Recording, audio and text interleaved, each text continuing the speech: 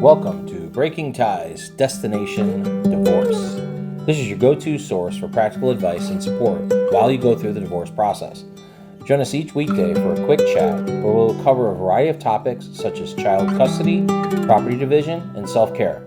Together, we'll explore emotional, financial, and legal aspects of divorce and help you find the best path forward for you and your family. Here's your host and Certified Divorce Financial Analyst professional, Mike Fulkerson.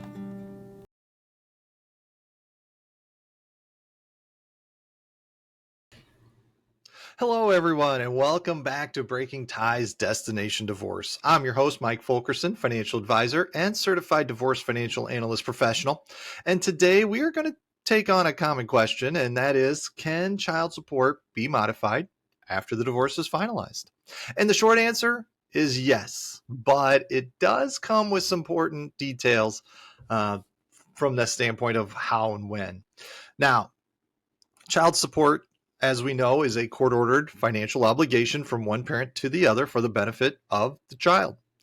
And the initial order that's put together is based on factors like the income of both parents, the child's needs, food, clothing, healthcare, education, and then the child's custody arrangements. Who's the primary caregiver? Where's the primary residence going to be? And the goal is to ensure both parents contribute fairly to the child's well-being. However, life circumstances can change and child support may need to be adjusted accordingly. So let's look at some of the more common reasons why child support might be modified. And we're going to start with a change in income. If you have a significant increase or decrease in either parent's income, that could warrant a modification. Or there could be changes in the child's needs. Increased expenses due to child's age, medical needs, or extracurricular activities might necessitate an adjustment. And then there's changes in custody arrangements themselves. So a shift in primary custody or visitation schedule could affect child support calculations as well. And then, the one that we hope doesn't happen, which would be a disability or job loss. So if a parent experiences an involuntary job loss or disability, child support might be reduced or temporarily suspended. Now, let's take a look at the modification process. And modifying child support typically involves filing a petition with the court, providing evidence of the substantial change in circumstances, and attending a hearing where the judge reviews the case and issues a new order if justified. Now, I recommend consulting with a divorce attorney who can guide you through the modification process and represent you in court if necessary. They're going to know the ins and outs. And they're going to know what needs to be done and what are the best practices for getting the modification. You're also going to want to protect your rights. So here are some things to keep in mind. Just because you request a modification doesn't guarantee it'll be granted. The burden of proof lies on the requesting parent to demonstrate a substantial change. And child support cannot be modified retroactively. So any changes, really is anything going forward, nothing from the past. So when you consult with an attorney, you want to make sure they're specializing in divorce. And really, there you want to find out what's the likelihood of success. And they're going to ask you about your specific situation and then give you their opinion. But they also might want to get some documents together as well for change in circumstance and assist you with filing the necessary paperwork and represent you in court. So there is quite a bit that they do. Now, while child support orders are designed to be stable, unforeseen circumstances might necessitate modification. Understanding the process and seeking legal guidance can ensure your child's well-being remains the top priority. And that's what's the most important thing here is your children. I want to thank you for joining me on this episode of Breaking Ties, Destination Divorce. For any questions, please reach out to me or leave a comment. Divorce is not the end of your story. It is the start of your next great chapter. Until next time, take care.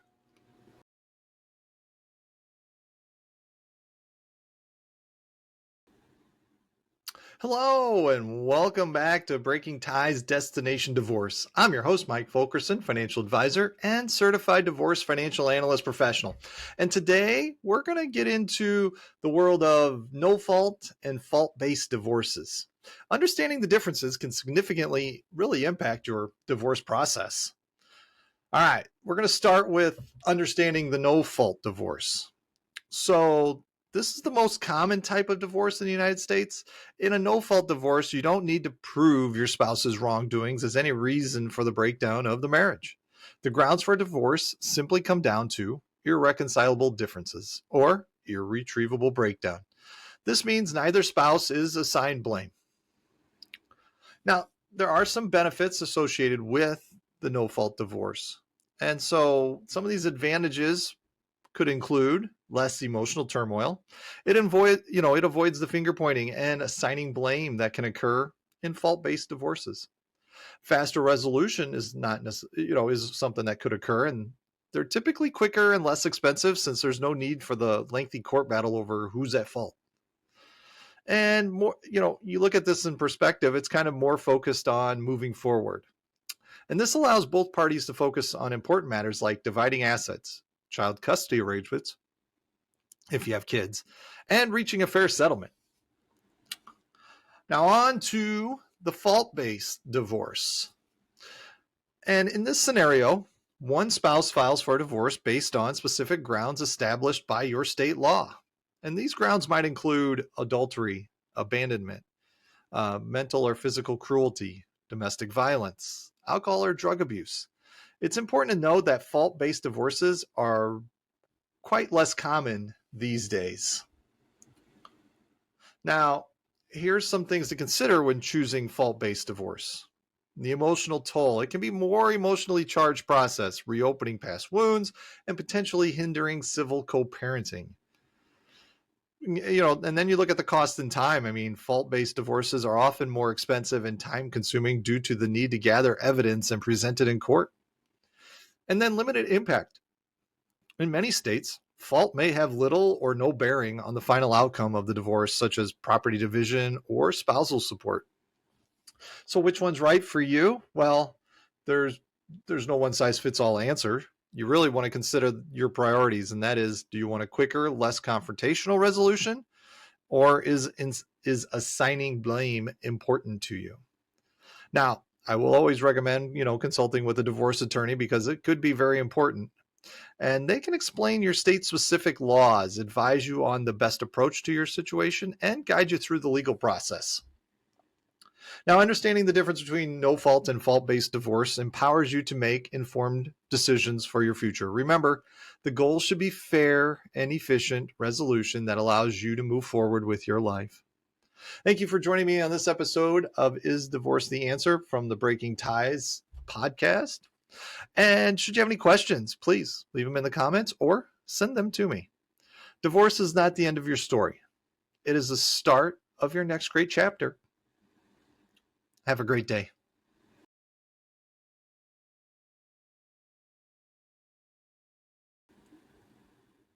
Hello, everyone, and welcome back to Breaking Ties Destination Divorce. I'm your host, Mike Fulkerson, financial advisor and certified divorce financial analyst professional. And today, we're going to really focus on a pretty important step for parents, and that is preparing your children for the finalization of your divorce and really the changes that come with it. First things first, even though the divorce itself might be ending, open communication really does remain key. Want to talk to your kids about upcoming finalization. Explain what it means in simple terms. Let them know things might feel different, but your love and support for them will never change. And be honest, but age appropriate with your explanations. I mean, younger children might need reassurance, while teenagers might want more details about living arrangements and custody schedules. So it's really natural for children to have anxieties and questions. Let them express their feelings, whether, sadness, anger, confusion. Validate their emotions and listen without judgment. Address their worries directly and honestly. And reassure them that they are not to blame for the divorce. You're going to want to consider using age-appropriate books or resources to help children understand divorce and navigate their emotions.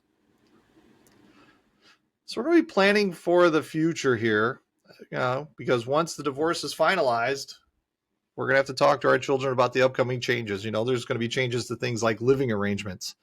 How will their time be split between the parents' homes? Routines. Will there be changes to their daily schedules or activities? And then you got communications. How will they stay connected with the other parent? So you want to create a sense of stability by establishing routines as much as possible, especially for younger children. And then you also want to maintain consistency and support. Even though your family structure may have changed, continuing to provide a stable and loving environment for your children is quite important. Maintain positive communication with your ex-spouse regarding co-parenting and upholding routines. Let your children know they can always talk to you or a trusted adult about how they're feeling. And really, if things are challenging, don't hesitate to seek professional help if your children are struggling to adjust or if communication becomes difficult. A therapist or counselor can provide support and guidance for both you and your children. Remember, the finalization of a divorce can be a confusing and unsettling time for kids. By prioritizing open communication, addressing their concerns, and creating a sense of stability, you can really help them navigate this transition in a healthy way. Your marriage might be ending, but your role as a loving and supportive parent continues on. Thank you for joining me for this episode of Breaking Ties Destination Divorce. Should you have any questions, please feel free to reach out. Divorce is not the end of your story. It is the start of your next great chapter. Have yourself a good day.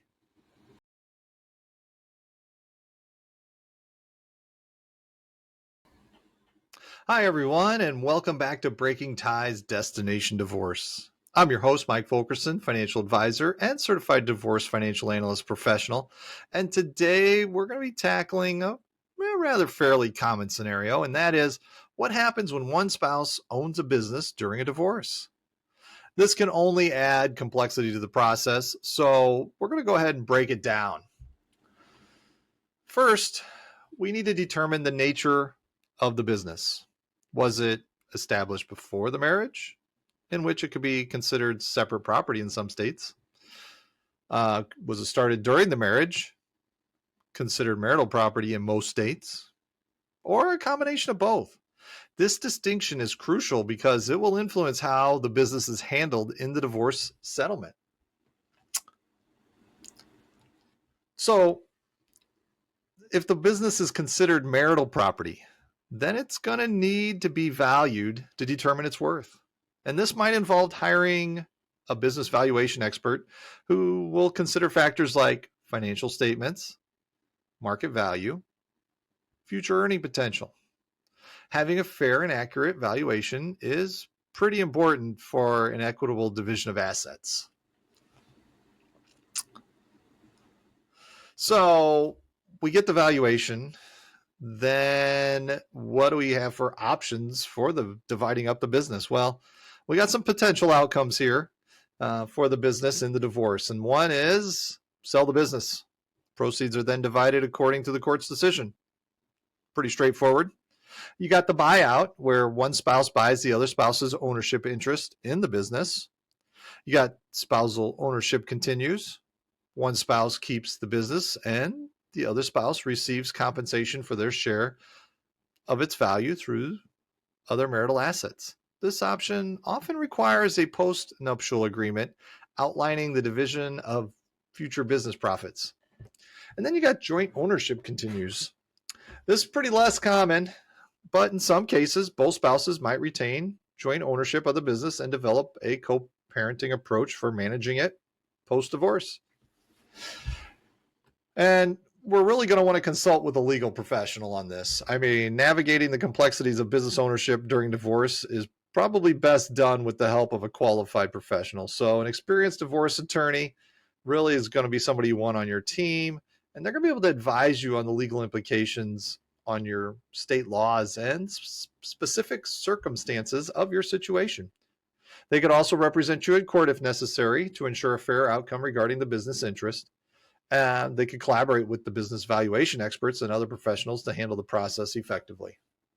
You're going to want to protect yourself, though, during this process. I mean, you want to gather important business documents like financial statements and tax returns. Consider separate bank accounts to avoid commingling marital funds with business finances. So remember, divorcing with a business owner spouse requires careful consideration and professional guidance. The goal is to reach a fair settlement that allows you to move forward financially secure. I want to thank you for joining me on this episode of Breaking Ties Destination Divorce. Should you have any questions, please feel free to reach out. Divorce is not the end of your story.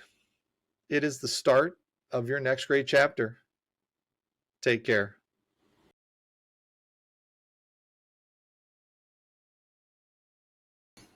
Hi, and welcome back to Breaking Ties Destination Divorce.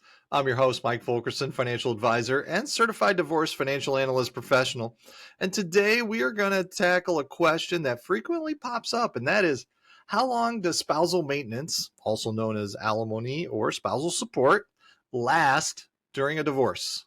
Well, buckle up because the answer depends on a few key factors. Nothing's ever simple, right? So we want to first start with understanding temporary versus permanent support. Temporary support is a financial assistance one spouse pays to the other while the divorce is ongoing. This is to ensure both parties maintain a similar standard of living during the separation period. It typically lasts until the final divorce decree is issued, at which point it ends. And then we flip over to permanent support.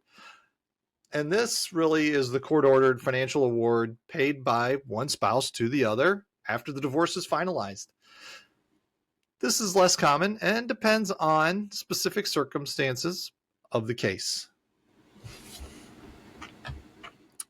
So, what kind of factors affect permanent support duration?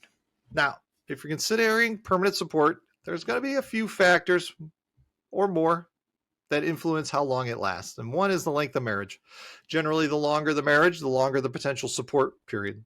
Courts may consider a percentage of the marriage length as a guideline. Financial disparity. I mean, really, the greater the difference between incomes between spouses, the longer the support might be necessary for the lower earning spouse to achieve financial independence. Got to take a look at standard of living. The court aims to maintain a somewhat comparable standard of living for both parties post-divorce, which can impact the duration of spousal maintenance. And then you got the age and health. Age and any health limitations affecting the spouse's ability to work can influence the support duration as well. And let's not forget child custody arrangements. If one spouse has primary child custody, they might require support for a longer period to maintain and manage child care expenses. Remember, these are just some of the considerations. There are specific situations within your own divorce that will determine the court's decision on permanent support and how long it lasts. Now, we got some alternatives to permanent support, and one is lump sum settlement. You could get a one-time payment from your spouse, in lieu of ongoing support. There's also division of marital assets. So splitting assets like property and investments can help achieve a more balanced financial position for both parties as well. Since this is a rather large legal process, I would recommend that you talk with an experienced divorce attorney who can advise you on your options and represent you in court if necessary. They can also negotiate the terms of spousal maintenance based on your specific situation. Probably a good thing to have on your divorce team. So don't try to navigate this alone. Legal advice from an attorney is pretty critical to ensure your rights are protected and a fair outcome regarding spousal maintenance is achieved. So just remember that every divorce journey is unique. Understanding spousal maintenance and its potential duration is a step towards a smoother path forward. I want to thank you for joining me on this episode of Breaking Ties Is Divorce the Answer? Should you have any questions on today's topic, just let me know or feel free to leave a comment. Divorce is not the end of your story. It is the start of your next great chapter. Have a good day.